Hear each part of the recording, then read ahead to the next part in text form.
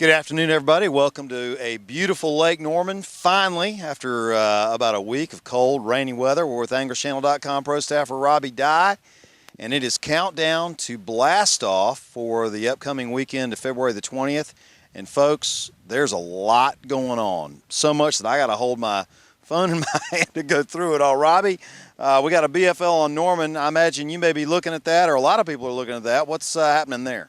Yeah, I mean, you know, as we've spoken weeks past, it's nice to get out here, John, now feel some sunshine. It's been bitterly cold, but the fish have been biting on Lake Norman. They've been hitting, you know, Alabama rigs, Shane's baits. It's, you know, a lure everybody needs to try, but all over the country, these Alabama rigs this is the time of year for them. Well, and with the warmer weather, we were talking to Brett Collins at CBC earlier today, you know, the fish are going to start moving up. They're going to get shallower, and they're going to be dirty or clear water. They're going to be there to be caught. Oh yeah, I mean they're starting to think about, you know, doing their spawning, and you know, in some parts of the country they'll do it the first week of March if they hadn't already done it. So like down in Florida, but as the water temperature rises, they're going to come shallow.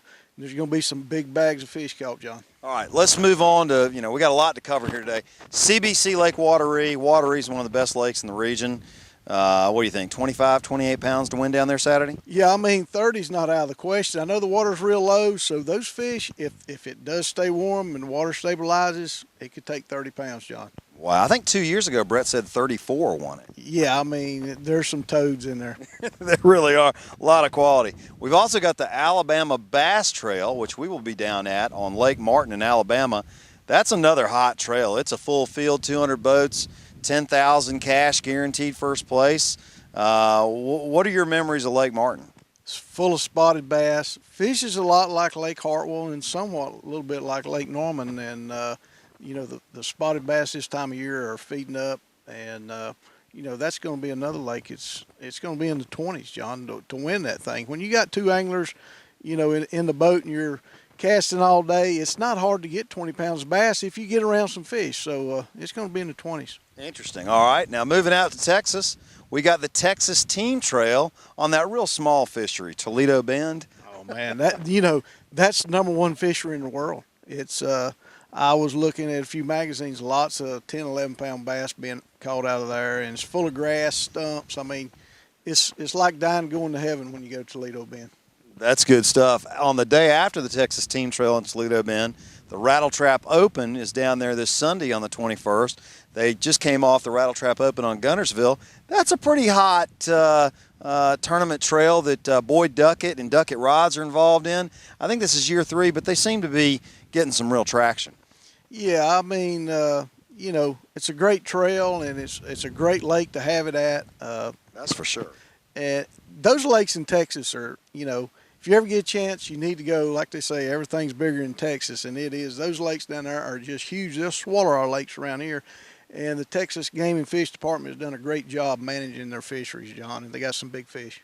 All right, a few more to touch on. Bass Champs, and the big trail out of Texas, is at Lake Amistad. I don't think you fished Amistad. No, I hadn't been there. Well, everybody knows Amistad is known for toads. And last but not least, we got a BFL on Clarks Hill this weekend. You do know Clarks Hill. What do you expect down there? You know, John, they've had a lot of the same weather we've had. It's going to be interesting. I don't know how much of a warming trend, how much of the sun's going to penetrate the water, but you know, if the water temperature rises a little bit, those guys are going to have a good tournament there. And as we know, Clarks Hill has been improving year after year after year. Yep. So you know, it's going to be a 18 to 20 pound bag down there. Well, I tell you what, folks, if the weather holds and we can maintain these warmer temperatures that we're experiencing today and throughout the rest of the weekend to Saturday, we could have a blockbuster weekend for weights across the region. So let's cross our fingers that's the case, because, hey, Rob, that's what everybody's out to do, is catch fish. Oh, and big ones. and a lot of big ones, that's right. Hey, man, what are you fishing this weekend? I'm going to fish the BFL, or excuse me, the ABA this weekend. Okay. And then we got a BFL the following weekend, and then, you know, Southeastern Rail Vac. Got a full schedule coming up here the next couple of weeks, John. Now, is there an ABA on Norman as well? Yes, it is, and they're guaranteeing $5,000 this year. So yeah. A lot of good fishermen going to be in it, and there's going to be a lot of money paid out. Wow, that's fantastic. Well, hey, good luck to you. Good luck to everybody that's going to be on the water this weekend, and we'll see you next week.